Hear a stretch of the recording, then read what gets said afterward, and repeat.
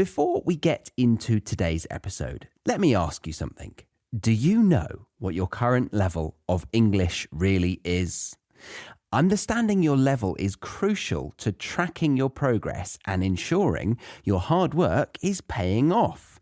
That's why I've created a quick and easy English level test that you can take right now for free.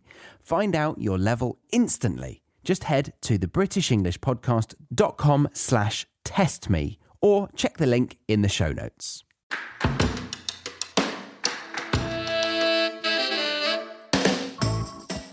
Hello and welcome to the British English Podcast. I'm currently in a different place to my usual setting. I'm in the dining room of my grandparents' or my late grandparents' house, and opposite me is my fiancée, Stacey. Hello, Stacey. Hello there.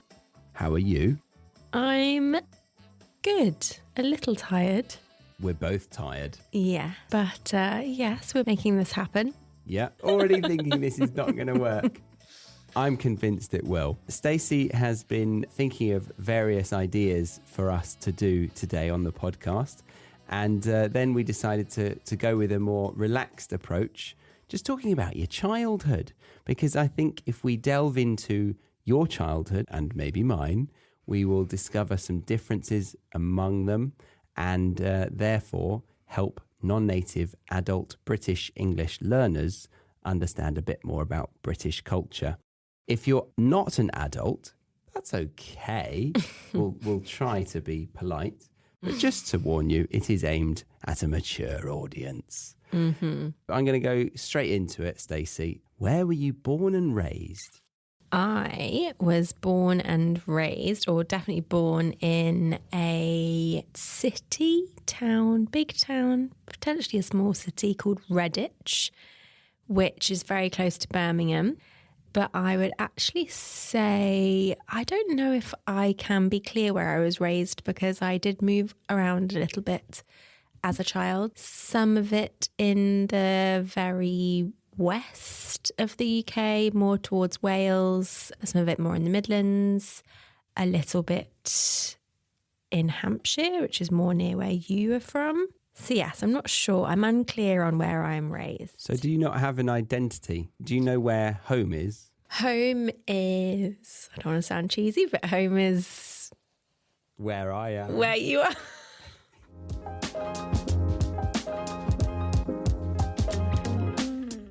Sorry to get all analytical on you for a second, but from seeing the statistics of what people listen to this show on, it is safe to say that you are most likely using Apple Podcasts, Spotify, or Google Podcasts, which means you could be missing out on the free worksheet for this specific episode, which teaches you at least 10 phrases totally free. And there's more, because upon getting access to this week's free worksheet, you actually unlock access to every single free worksheet I've ever made, which is well over 100 episodes. So that's 100 times 10. Let me do my calculations. Oh my God, you are losing out on learning a minimum of 1,000 phrases for free. I know. You're thinking, it won't be convenient though. I just want to open my podcast player, select the latest episode, and get on with my day. Well, I know that feeling all too well. So I went and built an app for this very reason. You can download the app, open the free worksheets, and listen to the latest podcast episode within 3 clicks. I tested it myself, meaning you can enjoy the episode whilst getting on with your day, and then when you hear a word you want to learn, unlock the phone and there it is, right under the play button. It's amazing and, did I mention, completely free for you. It cost me a fair amount of money to build, so I'd love for you to use it. So yes, do us both a favour, pause this episode, download it right now and enjoy the free worksheet that complements this very episode. To do that, open the show notes of this episode and click the relevant link, or open your device's app store, search the British English Podcast app, or BEP, that's BEP, Oh, and if you're not wanting to get the app, then just head over to the website, thebritishenglishpodcast.com/freebies. That's FREEBIES. Go on, pause, download the app and resume. You won't regret it, I promise. Or, home has been just wherever my parents have resided. Home is where your parents have resided. Mm-hmm. I would say so. Yeah. Okay, so you've had quite a few homes. Mm-hmm. So there's not one place, but I would always pigeonhole you to being near Wales. You would. The venom in that. Can you explain the venom behind your "you would"? Yes. I see you, or I judge you as being very narrow-minded when it comes to people outside of the Greater London area. Right. I've never once lived in Wales, but you seem to have told everyone that you know or are related to that I come from Wales. From my perspective, you sounded Welsh when I met you.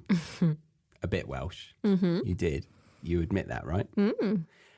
You are on the border of Wales. Correct.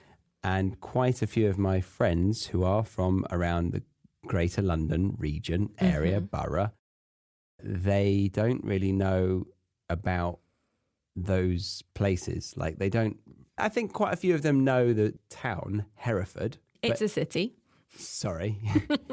The city. The city, Hereford. Apologies, Mayor. What's the Mayor of Hereford called?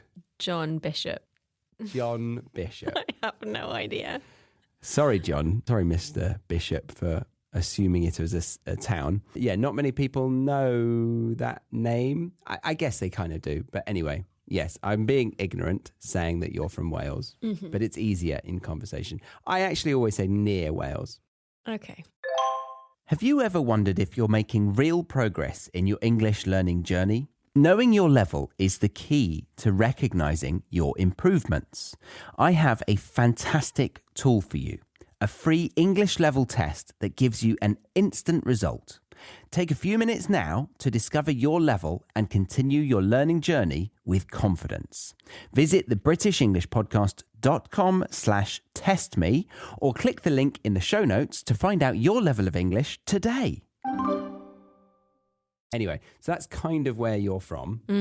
And we're going to go to your fondest childhood memory. Do you not want to disclose where you were born and raised? Okay, yes. Go on then. I was just about to say, is this good for security reasons? Yeah, because this is definitely one of my secret answers. Oh, don't say that. Some kind of banking Don't ignore. question. Unhear people. Where were you born and raised? I'll throw them. I was born in Middlesbrough. No, you weren't. And I was raised in Dublin. This is a lie. Yeah. I was born and raised in Surrey, in a village called Horsley. You were born in Horsley? No, I was raised in Horsley. There's no hospital in Horsley. There's a veterinary. I was born just outside of London in a county called Surrey to the southwest. Stacey was born in Wales. 3 hours more west of that. 3 hours more west of that, northwest. I looked on a map, I was quite surprised. But anyway, childhood memories. It's quite big to go straight for your fondest. So just some fond ones. I don't know if I have a significant... I don't have any fond memories. I have many fond memories, but I don't know if I have one individual significant fond memory that springs to mind. Oh, I can think of one. For me? Yeah. You weren't in my childhood. I know, but you talk about it a lot. Okay. One with your father, and he was pretending to be a train. A donkey? A donkey. Yeah, that's quite fond. Tell me that one. Yeah, I feel like it's a regular toddler parent activity. But yes, I would force my my dad to give me donkey rides around the house. And I think at one point I'd even dangle a carrot in front of him, which is probably a bit offensive now. if I think about it. But What, to donkeys? or to my dad, both. He'd take a carrot. Better than nothing. Yeah. But yeah, that is a very fond memory. And if any of you are crouching on the floor, like for a cable or something, sometimes you jump on each other and donkey ride, breaking each other's back as adults. It is a bit of a running joke in the Benson household. Yes. Maybe I could do that one day. Not sure that would be... After our wedding? If you become a Benson, maybe. Oh! I think I'll skip the donkey ride. No, okay. Any more? I don't know why this is a fond memory. It's actually a bit of a traumatic memory of my childhood. The once when I was left to look after my lovely golden retriever, Millie, because my mum and dad went to Portmeirion on a little holiday. Where's Portmeirion? In Wales. Oh, okay. 99% sure. So well. Geography is not my strong strength. But yes, I was left to look after Millie. My nanny was looking after me, my grandmother, not an actual nanny. But you call her nanny? But I do call her nanny, yes. Not Nana? No, my mum is now called Nana to her grandchildren, but my nanny was called Nanny or Nan. Okay. Your mother's mother? My dad's mother. Oh, your dad's mother? Yeah. Muriel? Yes. Okay. She's Nan or Nanny. Okay. Yeah, she's Muriel to me. She's actually called Moo at one point, like Nanny Moo or... Yeah, that's strange. Why is that? Muriel, Moo. Oh, what the young children couldn't really say Muriel. Yeah. So they'd say Moo. Yeah. Yeah. It was endearing when it's like a 2-year-old, but it's a bit less when it's a 34-year-old. Yeah. You're not 34 yet. 33 and a half, rounding up. This really could be a fraudulent, like this episode could do us over. Yeah, and let's please not rob our bank details, or what do they do? Identity theft. Theft, that one. Yes. Don't steal our identities. Please. But I didn't get to my memory. Go on then. I was looking after my lovely golden retriever and she saw, we were on a walk, a squirrel about 50 metres up in front. And the last thing my mum and dad said to me before they Sorry left, to interrupt. It says fond. Yeah, I know. Fond Weirdly, memory. this is a fond memory. I feel like it's a proud memory. Okay, that carry on. taught me resilience and that I have the strength to do things. I don't know. Do things. Yes. Okay, carry on. Millie saw a squirrel. The last thing my mum and dad said to me before they left to go on holiday was, whatever you do not lose the dog. How old were you again? I'm going to say 6. With a fully grown golden retriever. Yeah. Squirrel, go. Yes. Millie just decided to take off and chase this squirrel. I mean, squirrels are very tempting for probably a 3-year-old golden retriever at this stage. And I did not let go of Millie's lead. So I got dragged probably about 50 metres along gravel. Oh! And the side of my cheek and forehead got completely grazed. And my shoulder, my arm, my shin, it was terrible, very traumatic. But I don't know why, but I look back on that now with bizarrely some kind of fondness. I think it's because I just loved Millie. She's a perfect dog. I think it's because you like to tell that story and it shows you've got grit. Sure, we can go with that. Yeah, I think it does. Do you have any significant fond memories?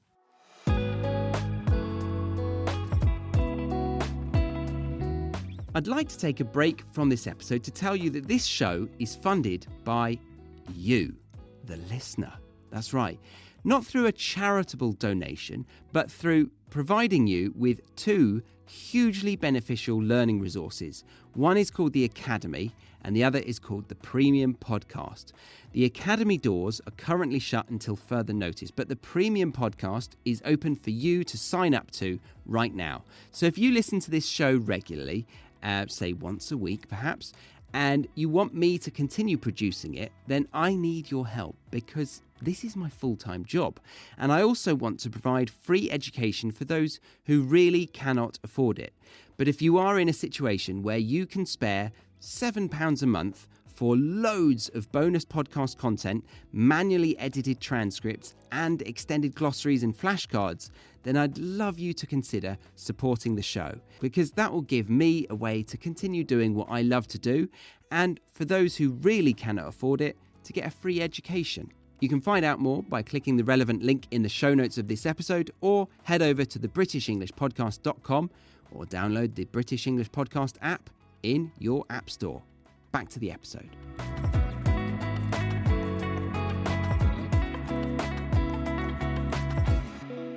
Oh, my first memory was when I put my head through a cat flap.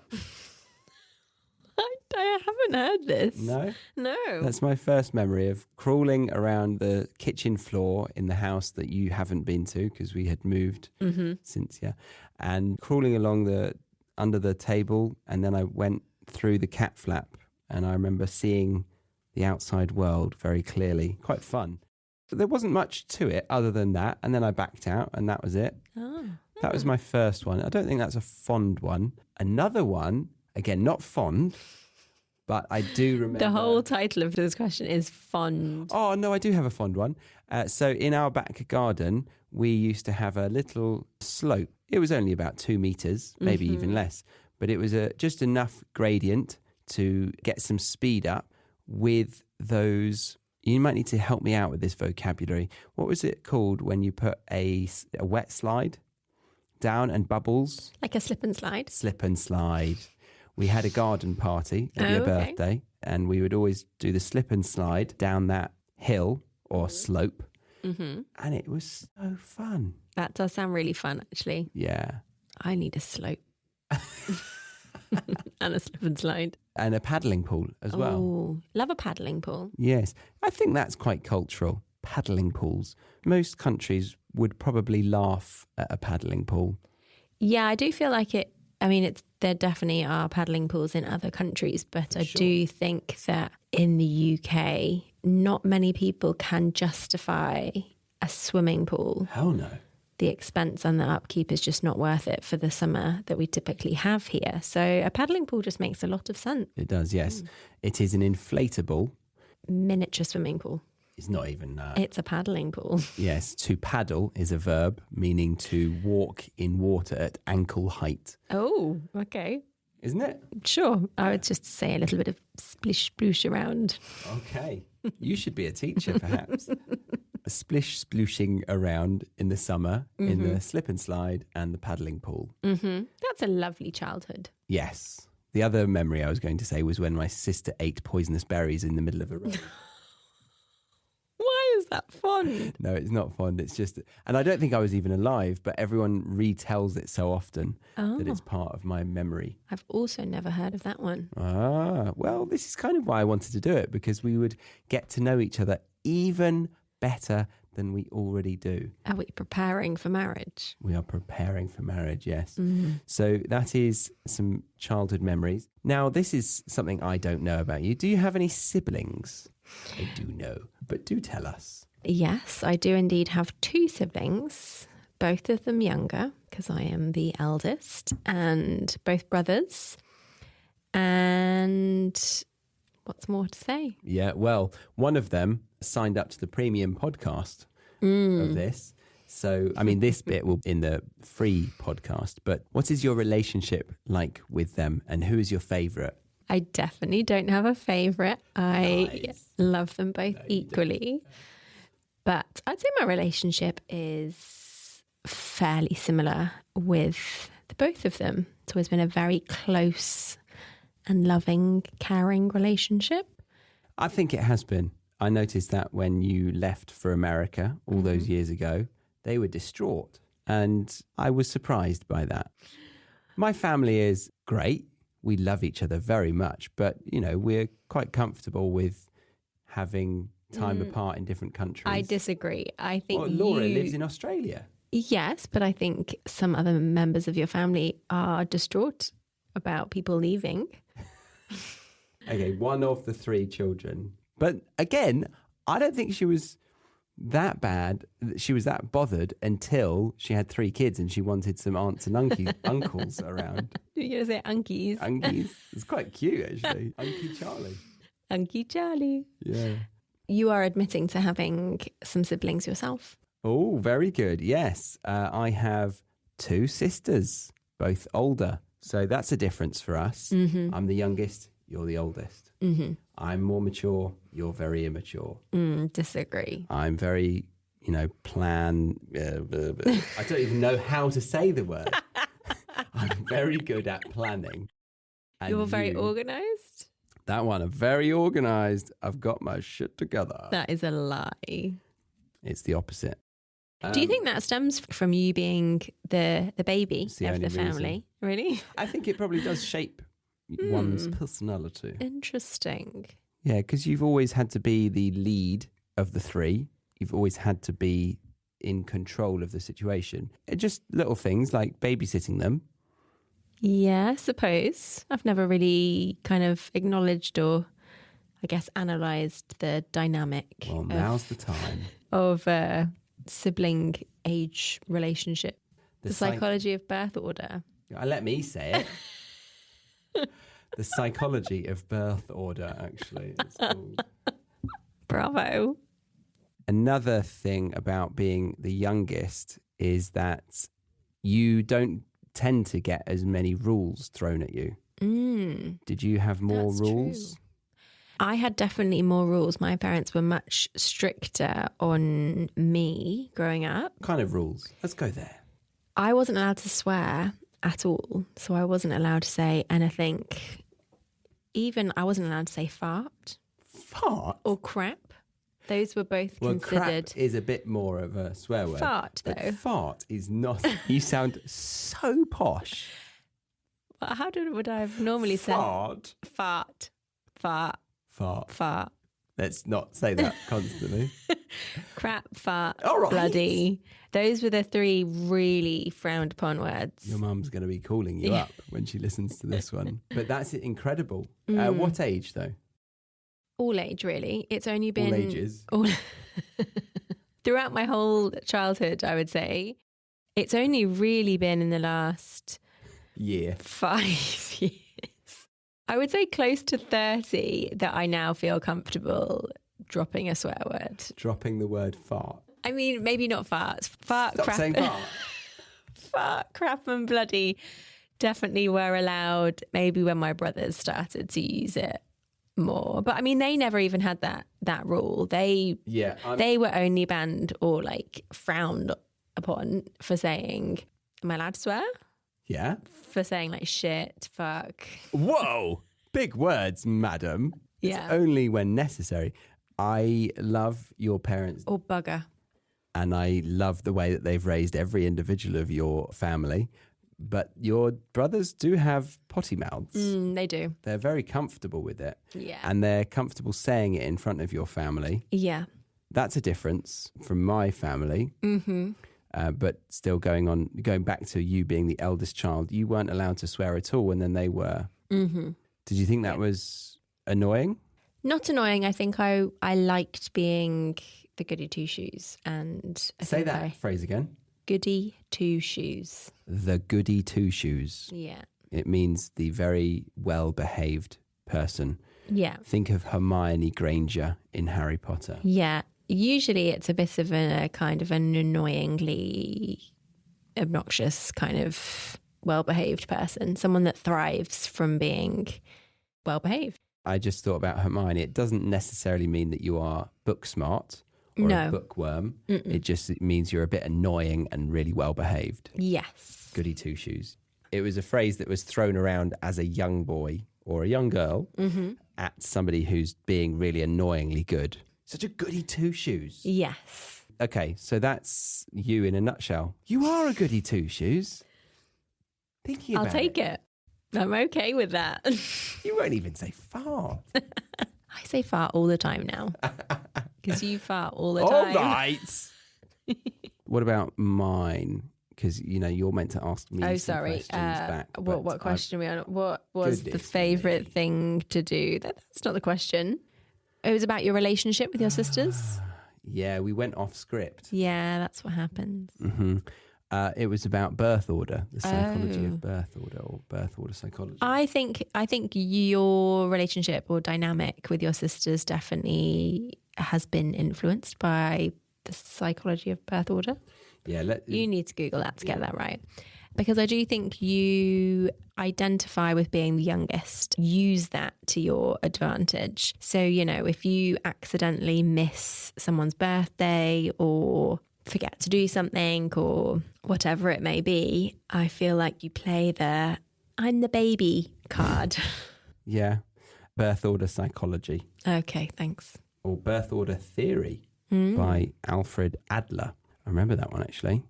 Yes, I do play up to that sometimes. I think it's also to do with personality, but then, does that stem from it?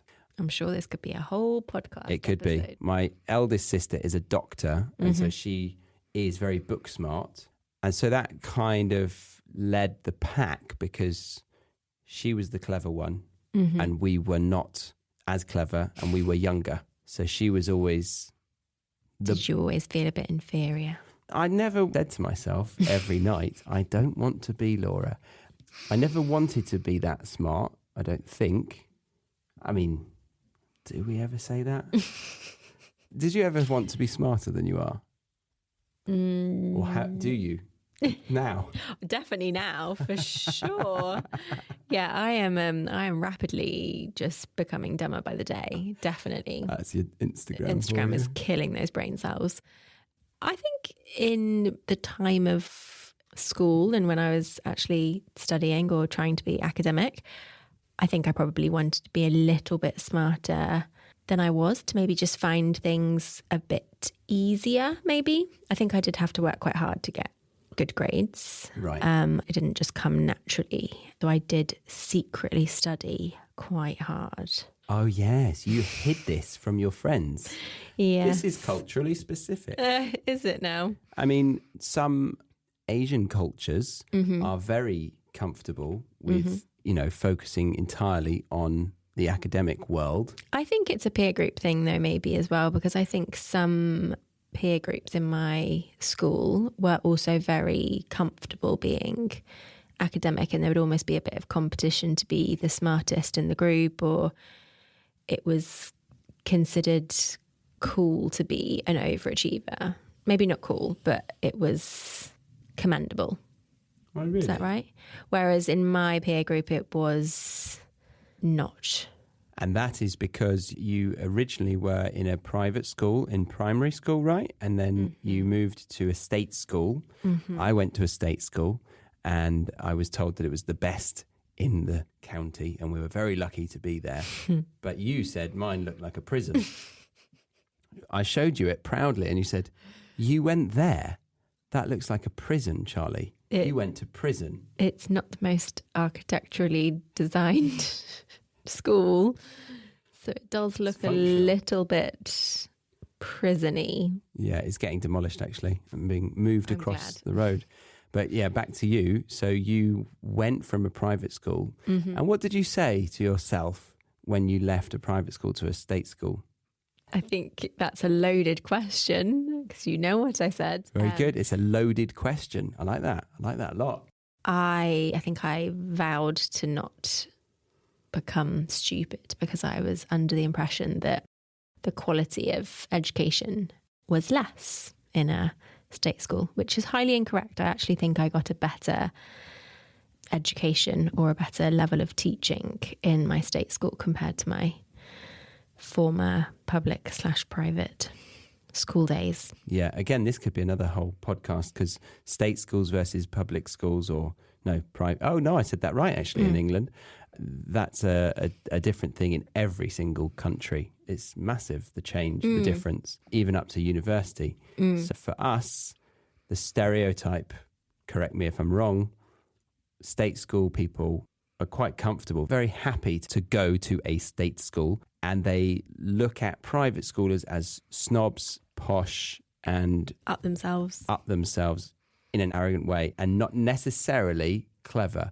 I felt like we looked at them as in they had all the resources, but not necessarily that they are all very talented. Yeah, I think They get a I leg definitely witnessed that. Yeah, because I think also in where I grew up, some people could pay to get into a kind of, their parents could make a voluntary donation or contribution to the school and they could then be bumped up the list. Yes. So, yeah. But I do want to clarify that as an adult, I don't think that.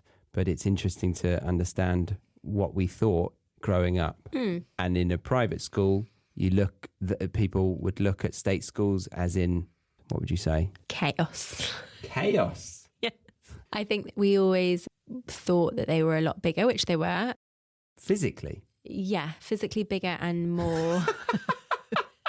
I mean, in terms of numbers, student numbers. Oh, not everyone was a giant. No.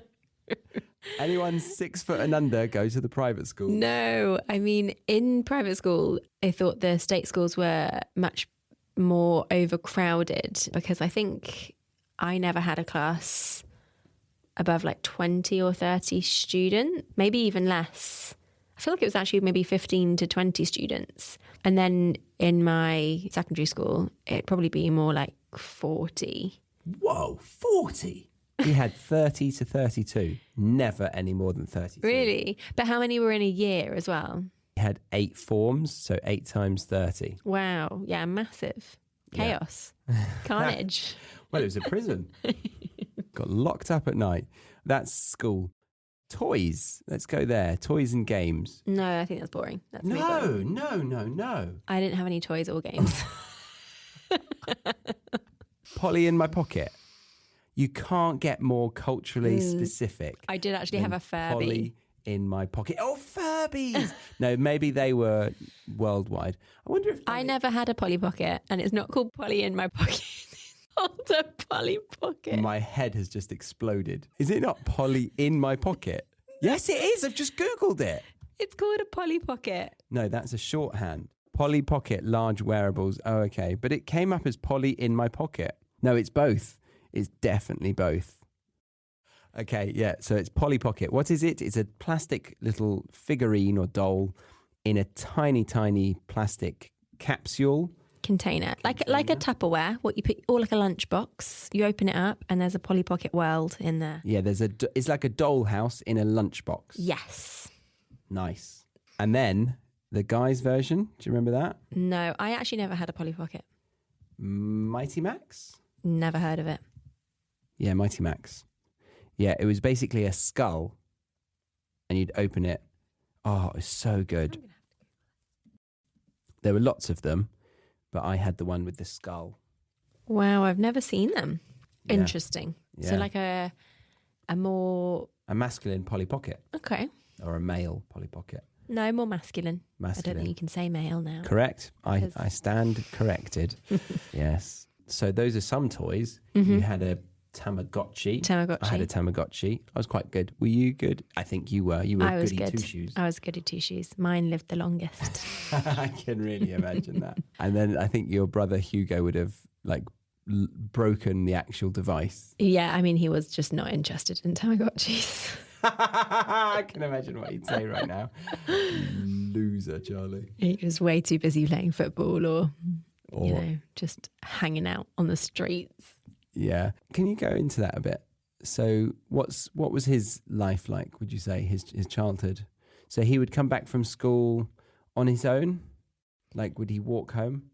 At a certain age. Yeah, what age? Well, actually, we always had to be picked up because we never lived that close to our school. Okay. So my mum or dad would always pick us up from school.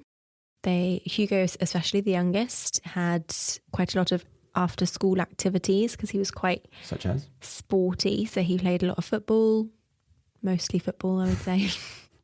He played a lot of football. I think he played for a few different teams. Mm-hmm. So yeah, he would do that. But to be honest, I think this is highlighting that I don't have a very good memory of my childhood. It's a bit of a cloudy... You definitely had one, didn't you? I was alive as a child, yes. But he got into I can't remember much stuff. Okay, well, yeah. I can only barely remember the Tamagotchi. Like, barely. What about playground games? 40-40? I can't remember Stuck in the mud? Stuck in the mud, yeah. But I only know what it is. I can't remember ever playing it. Are you joking? No, I'm not. I really have really terrible, like, specific memory. I can't remember people's names from school. I can't remember so much. You can't remember the first person you married, quote unquote? I never married anyone. Did you not? No. Nor did I. You were waiting for me. Oh. We will leave it there for part 1 of today's episode. Thank you very much for listening up to this point. If you did want to listen to part 2 and part 3 of this conversation, then you can head over to thebritishenglishpodcast.com and check out the Premium Podcast or Academy memberships. The Premium Podcast gives you access to the full conversation along with extended glossaries, transcripts and flashcards, whereas the Academy gives you all of that plus exclusive videos and audios for the season-based episodes, explaining the vocabulary, exampling them, giving you quizzes, writing assignments and weekly speaking classes on Zoom. But if you were just here for part 1 of this conversation, then I thank you very much for stopping by. I hope you enjoyed the show. Do grab that free worksheet by clicking the link in the show notes. My name's Charlie, and I will see you next week on the British English Podcast.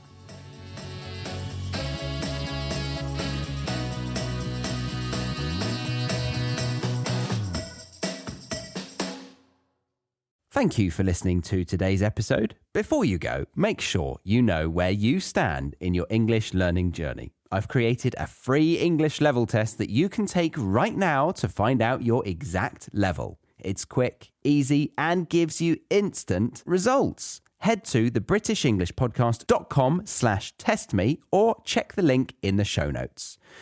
Because tracking your progress helps you stay on track. We can't use track twice, guys.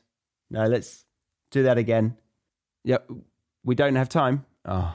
All right, we'll just delete this last sentence then.